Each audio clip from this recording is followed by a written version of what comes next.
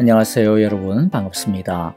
오늘도 하나님의 평안이 마음과 삶을 따뜻하게 데워주시기를 바랍니다. 오늘의 매일 예배를 은혜의 찬양으로 시작하겠습니다. 가능하시면 큰 목소리로 찬양하시고요. 그럴 만한 환경이 아니시면 큰 마음으로 전심으로 찬양을 드리겠습니다.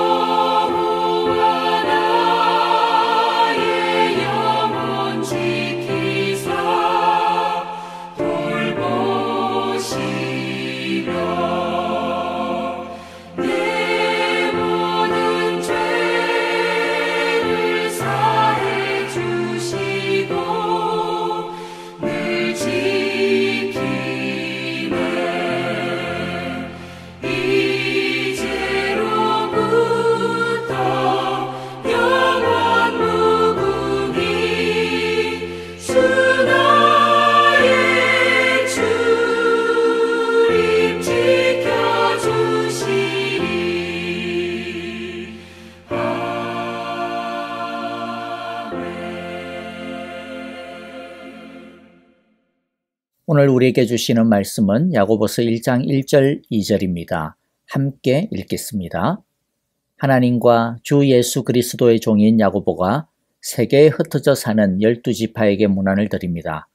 나의 형제자매 여러분, 여러 가지 시험에 빠질 때에 그것을 더할 나위 없는 기쁨으로 생각하십시오. 아멘. 어제 야고보서 서론을 하면서 야고보서를 받아보는 이 편지의 주인공들의 삶의 정황을 잠시 말씀드렸습니다. 1절에 보면 이들은 핍박을 받아 흩어져 살고 있습니다. 또 2절에 보면 여러 가지 시험 가운데 있습니다. 야고보서는 이러한 어려움과 시험 가운데 있는 성도들에게 우리가 비록 시험 가운데 있고 환난 가운데 있기는 하지만 이럴 때일수록 믿음의 삶이 무엇인지 제대로 나타내야 해. 믿음이란 어려울 때일수록 빛을 발할 거야. 힘들고 어렵다고 해서 믿음을 드러내지 않고 숨어버리고 말만 나는 믿는다 마음만 나는 믿는다 하는 것은 죽은 믿음이야. 이 시험은 우리의 믿음을 오히려 살리는 기회야. 그러니까 이럴 때일수록 주눅 들지 말고 우리 한번 제대로 믿어보자. 우리의 믿음을 한번 보이자. 이러한 권면을 하고자 쓴 편지라는 것이죠. 환난과 어려운 가운데서 오히려 더 삶의 열매를 맺는 믿음, 살아있는 믿음을 가지자는 것이 야고보서의 전체 맥락이요 주제입니다. 자, 먼저 이러한 전체적인 방향을 염두에 두고 세부적인 내용을 하나하나 따라가 보기를 원합니다. 오늘은 2절 한 절을 중심으로 은혜를 나누고자 합니다. 2절은 앞으로 나올 내용의 길잡이 역할을 하게 될 것입니다. 2절을 다시 한번 읽어봅니다. 나의 형제자매 여러분, 여러 가지 시험에 빠질 때에 그것을 더 환락이 없는 기쁨으로 생각하십시오. 자, 여기서 시험이란 어려움, 고난, 핍박 등을 말합니다. 그런데 야고보 장로는 기가 막힌 제안을 하고 있습니다. 여러 가지 시험을 당하면, 어려움을 당하면 그것을 무엇으로 생각하자? 더 환락이 없는 기쁨으로 생각하자라고 합니다. 야고보 장로는 시험과 고난에 대해 발상의 전환을 하자고 말하고 있는 것입니다. 믿음의 사람은 고난에 대해 발상의 전환을 해야 한다는 것입니다. 시험을, 고난을 더 환락이 없는 기쁨으로 여기는 것, 그것이 고난에 대한 믿음의 자세라는 것입니다. 여러분, 어려움을 당하면 그 이유가 무엇이든 상관없이 보통은 어려움과 시험을 어떻게 생각하게 됩니까? 누구나 나쁘게 생각합니다. 힘들게 생각하고 재수가 옴붙었다라고 생각합니다. 빨리 떼어내야 한다라고, 빨리 벗어나야 한다라고 생각을 합니다. 이것이 어려움에 대해 가지게 되는 모든 사람들이 가지는 보편적인 자세고 태도입니다. 어려움이란 당하면 손해인 것, 안 좋은 것이라고 생각을 합니다. 하지만 야고보 장로는 어떻게 해야 한다고 말했어요? 기쁘게 생각하자. 그런데 야고보 장로가 기쁘게 여기자라고 하는 것이 어떤 수준인지를 좀 생각해 봐야 합니다. 이런 것도 기쁘게 생각하는 것이라고 이야기할 수 있지 않겠어요? 긍정적인 사고방식 같은 거 말이죠. 그래서 예를 들어, 맞아, 힘들수록 긍정적으로 생각해야지. 어려운 가운데서도 좋은 것을 찾아봐야지. 사람은 호랑이한테 물려가도 정신을 차리면 산다고 하잖아. 그러니까 좋게 좋은 걸 생각해보자. 마음을 가라앉히고 마인드 컨트롤 해보자. 이런 식으로 말이죠. 그런데 야고보 장로께서 말씀하고 있는 기쁨으로 생각하자라고 하는 것은 그런 수준이 아닙니다. 어떤 기쁨으로 생각하자라고 이야기해요?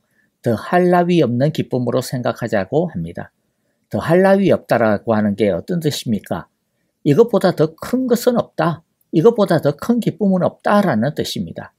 마지못해서 억지로 이것저것 겨우 하나하나 뒤져가면서 이 기쁜 이유를 찾아내는 것이 아니라 오히려 어려움은 최고로 기쁜 것이라고 생각하는 것입니다.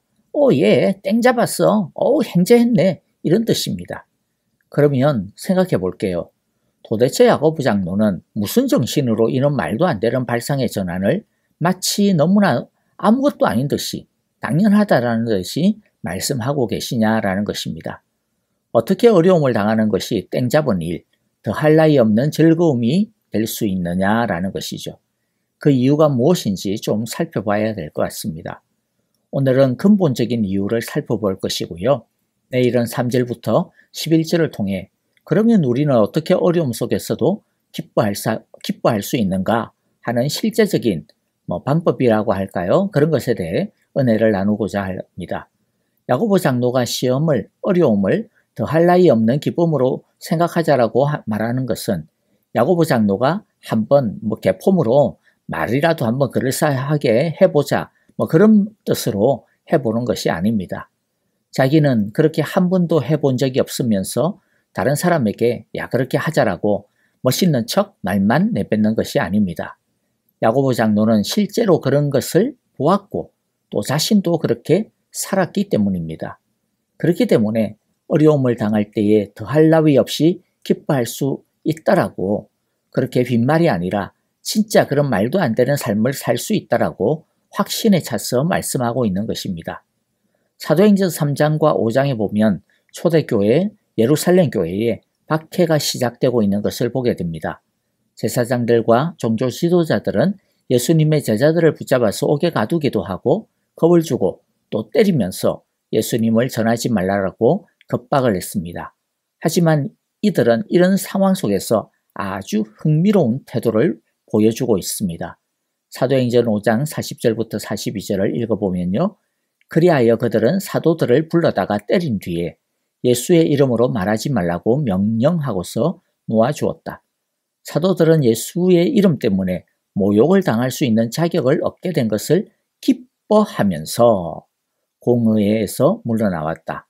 그들은 날마다 성전에서 그리고 이 집 저 집에서 쉬지 않고 가르치고 예수가 그리스도임을 전하였다.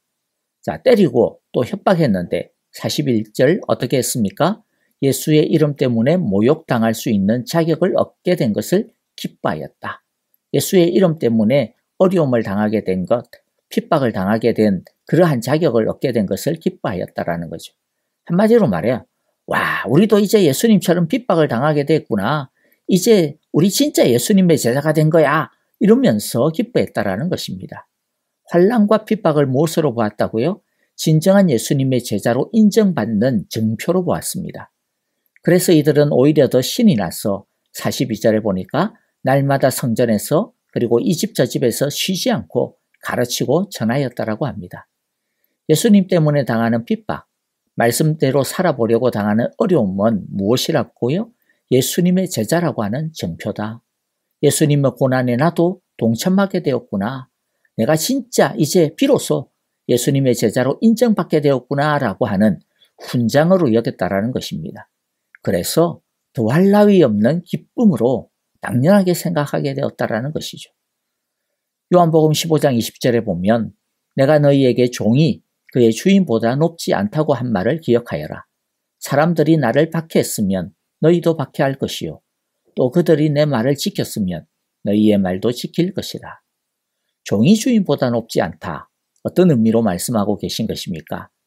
예수님 자신이 이 세상에서 반대당하고 핍박을 당했기 때문에 그의 종인 우리들은, 그의 제자된 우리들은 당연히 예수님처럼 핍박당할 수밖에 없다라는 것이죠. 예수님이 당했으니까 예수님보다 우리가 더 높아져가지고 그것을 피할 수 있느냐? 그렇지 못하다라는 것이죠. 그러므로 말씀 때문에, 복음 때문에, 예수님 때문에 핍박과 어려움을 당하는 것은 내가 예수님께 속한 사람이구나, 내가 예수님의 종이구나, 내가 예수님과 한편이구나 라고 하는 확실한 증거가 된다라는 것입니다. 그러면서 예수님이 제자들에게 주신 약속이 무엇이 있는가 하면 어려움을 당하고 핍박을 당할 때 분명히 그것으로 인해 근심이 있어요. 근심이 없는 게 아닙니다. 근심이 있어요. 눈물이 없는 게 아닙니다. 눈물이 있어요. 힘든 것이 없는 게 아닙니다. 힘들어요. 그러나 그것이 다가 아니라는 것입니다. 오히려 근심과 눈물과 힘듦을 뛰어넘는 기쁨이 있을 것이라고 약속해주고 있습니다. 요한복음 16장 20절 내가 진정으로 너희에게 말한다. 너희는 울며 애통하겠으나 세상은 기뻐할 것이다. 그러나 너희가 근심에 쌓여도 그 근심이 기쁨으로 변할 것이다. 그 근심이 기쁨으로 변할 것이다. 예수님은 핍박과 어려움으로 인한 근심과 아픔을 여자가 해산할 때에 겪는 아픔과 근심으로 비유를 해주고 있습니다. 해산할 때 아프고 겁납니다. 그러나 그 고통을 지나고 아이를 낳게 되면 이전의 아픔과 두려움은 다 사라지는 기쁨이 있는 것처럼 우리가 어려움을 당하고 핍박을 당할 때 사실 분명히 두려움이 밀려오고 고통을 느낍니다. 그러나 하나님이 주시는 하늘의 기쁨이 더 크게 밀려와서 그 전에 당하는 두려움과 고통을 이기게 될 것이라는 것이죠. 요한복음 16장 21절 22절 여자가 해산할 때에는 근심에 잠긴다. 진통할 때가 왔기 때문이다. 그러나 아이를 낳으면 사람이 세상에 태어났다라는 기쁨 때문에 그 고통을 더 이상 기억하지 않는다. 이와 같이 지금 너희가 근심에 쌓여 있지만 내가 다시 너희를 볼 때에는 너희의 마음이 기쁠 것이며 그 기쁨을 너희에게서 빼앗을 사람이 없을 것이다. 예수님께서 주신다는 빼앗을 수 없는 기쁨은 어떤 기쁨입니까? 우리가 당하는 어려움과 고난의 고통을 더 이상 기억나지도 않게 만들어줄 기쁨은 어떤 기쁨입니까? 성령의 기쁨입니다. 성령께서 주시는 용기와 위로와 평안입니다. 성령께서 언제 가장 왕성하게 우리 가운데 일하십니까? 우리가 어려움을 당할 때입니다. 그래서 우리가 기도할 때입니다. 왜냐하면 예수님께서 성령님을 주신 이유가 바로 그것이죠. 우리를 도우시라고, 카운슬링하고 지혜를 주시라고, 용기와 힘을 주시라고 성령을 보내어 주셨습니다. 그리고 특별히 예수님께서 성령을 통하여 우리에게 무엇을 주시겠다라고 약속하고 있습니다. 무엇이냐면 세상에 놀라지 마시기 바랍니다. 기쁨을 주신다고 하시는데요. 그냥 기쁨 정도가 아니라 예수님이 가지신 기쁨, 예수님이 가지신 기쁨이에요. 예수님이 주시는 기쁨도 대단한데 어떤 기쁨이라고요? 예수님이 소유하고 있었던, 예수님이 가지고 있었던, 예수님 속에 있었던 세상을 이기고 십자가를 이기고 고난과 고통을 이기고 이 세상을 이긴 그 예수님이 가지신 기쁨을 우리에게 주시겠다라고 말씀합니다. 요한복음 17장 13절 이제 나는 아버지께로 갑니다. 내가 세상에서 이것을 아뢰는 것은 내 기쁨이 그들 속에 차고 넘치게 하려는 것입니다. 내가 가진 기쁨이, 내 속에 있는 이 기쁨이 그들 속에, 우리 속에, 성도들에게 차고 넘치게 하려는 것입니다. 그러므로 예수님으로 인해 어려움을 당하고 고난을 당하는 것이 두려움이 있고 괴로움이 있기는 하지만 그 어려움 때문에 예수님의 기쁨을 내 것으로 만들 수 있게 되는 것이니 결국에는 여러분 남는 장사가 아니겠습니까? 그러므로 여러 가지 고난을 당하면 수지 맞았다고 생각을 하고 더할 나위 없는 기쁨을 맞이하게 되었다라고 생각할 수 있고 말할 수 있는 것입니다. 예수님으로 인해 여러 가지 어려움을 당하고 있습니까? 말씀으로 인해, 믿음으로 인해 여러 가지 어려움을 당하고 있습니까? 그렇다면 그것은 예수님이 가지고 계셨던 기쁨을 선물 받은 순간이 우리 코앞에 다가왔다라고 하는 사인인 줄 우리는 알아야 합니다. 이 예수님의 기쁨이 있기 때문에 우리는 여러 가지 시험을 받을 때에 더할 나위 없는 기쁨으로 생각할 수 있는 것입니다. 다른 하나는요, 우리가 지금 비록 어려움을 당하지만 그러나 우리는 이미 이긴 싸움을 싸우고 있다라고 하는 승리의 기쁨이 있기 때문에 우리는 더할 나위 없이 기쁨으로 생각할 수 있습니다. 요한복음 16장 33절입니다. 내가 이것을 너희에게 말한 것은 너희가 내 안에서 평화를 얻게 하려는 것이다. 너희는 세상에서 환난을 당할 것이다. 그러나 용기를 내어라. 내가 세상을 이겼다. 생각해 보십시오. 우리나라가 결국에는 이겼다라고 하는 그 결과를 다 알고 있다면 아무리 TV에서 우리나라가 얻어터지고 지고 막 몇 골을 얻어먹고 그래도 걱정합니까? 안 하죠. 물론 막 재미가 있죠. 긴장되고. 하지만 이미 결론이 나 있기 때문에 막 슬퍼하거나 좌절하거나 그럴 필요가 없습니다. 그것 때문에 그것처럼 우리는 이미 이긴 싸움을 싸우고 있는 것입니다. 결과는 이미 정해져 있습니다. 아무리 이 세상이 사탄이 우리를 괴롭히고 못 살게 굴어도 달라질 것이 하나도 없습니다. 이미 이겼습니다. 그들은 이미 졌습니다. 그러니까 그냥 가소로울 뿐인 것이죠. 이미 끝을 알고 있기 때문에 그리고 그 끝이 우치됐든 우리가 이길 것이라는 것이기 때문에 그래서 때로는 어려움이 우리를 괴롭혀도 죽을 것처럼 두려워하지 않고 덤덤할 수 있는 것입니다. 오히려 이 고난을 잘 견디고 잘 이기면 상급이 자꾸 쌓이게 되는 것이니 이런 횡재가 또 어디 있겠습니까? 그렇기 때문에 여러 가지 시험을 당해도 물론 심적으로, 육체적으로, 생활적으로 영향을 받아서 괴롭기도 하고 근심이 있기는 합니다만은 그러나 하지만 도리어 그 시험이 우리를 더 복되게 하고 영광스럽게 하고 더 풍성하게 하고 더 빛나게 하는 축복의 기회가 되는 줄을 알기에 땡 잡은 줄 알고 더할 나위 없이 기뻐할 수 있는 것입니다. 사랑하는 성도 여러분, 우리 모두 믿음으로 이런 발상의 전환을 할 수 있기를 바랍니다. 2023년 때때로 우리에게 몰아닥칠 여러 가지 시험들 있겠죠. 그러나 그 시험들을 더할 나위 없는 기쁨으로 맞이하는 굳센 믿음의 제자들이 다 되시기를 예배와 말씀을 통하여 그러한 믿음의 소유자들이 다 되시기를 간절히 기도하며 축복합니다. 아멘. 이제 우리에게 주신 오늘의 말씀 마음에 새기면서요, 함께 기쁨의 찬양 드리도록 하겠습니다. 그리고 우리 교회를 위하여 또 우리 믿음의 형제자매들을 위하여 기도할 때에 어려운 가운데 고난 가운데 있는 형제자매들이 있는 줄 압니다. 그들을 위하여 우리 함께 기도합시다. 발상의 전환을 이루는 믿음의 사람들이 될 수 있도록 우리 함께 기도합시다. 특별히 우리 슬픔을 당한 박옥자 권사님과 그 가정을 위하여 기도해 주시고요. 오늘 발인 예배와 하관 예배가 있습니다. 여러분 함께 위로해 주시고 또 가능하시면 많이 참여해 주시기를 바랍니다. 건강의 아픔을 가지고 기도하고 있는 여러 형제자매들도 있습니다. 항암 치료 중에 있는 지수영 집사님 위하여서 기도해 주시고 버틸 수 있는 체력과 견딜 수 있는 힘을 달라고 기도해 주시며 그 마음 가운데 평안을 달라고 우리 함께 기도해 주시기를 바랍니다.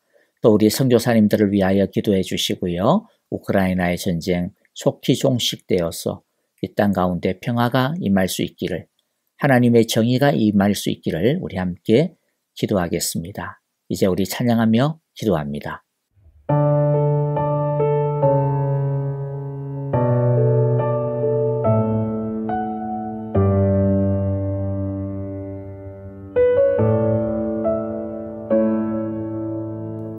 주의 손 날 붙드시네. 영원한 피난처 되시네. 깊어진 한숨 속에도 변함없이 우리를 일으키시네.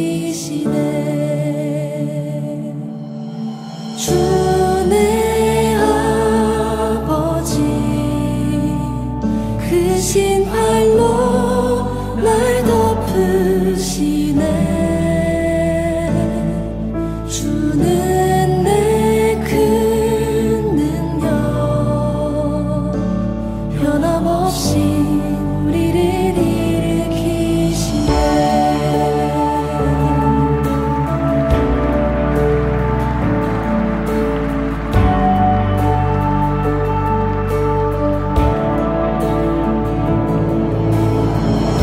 주의 손 날 붙드시네.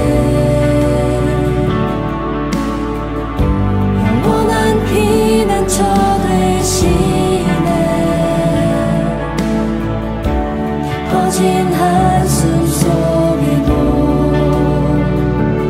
변함없이 우리를 일으키시네. 주내 아버지 크신 팔로 날 덮으시네. 주는 내 큰 능력 변함없이 우리를 일으키시네.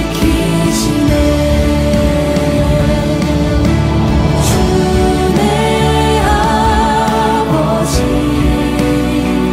크신 팔로 날 덮으시네. 주는 내 큰 능력 변함없이 우리를 일으키시네.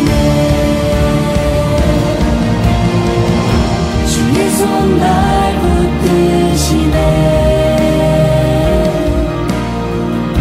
영원한 피난처 되시네. 깊어진 한숨 속에도 변함없이 우리를 일으키시네. 주내 아버지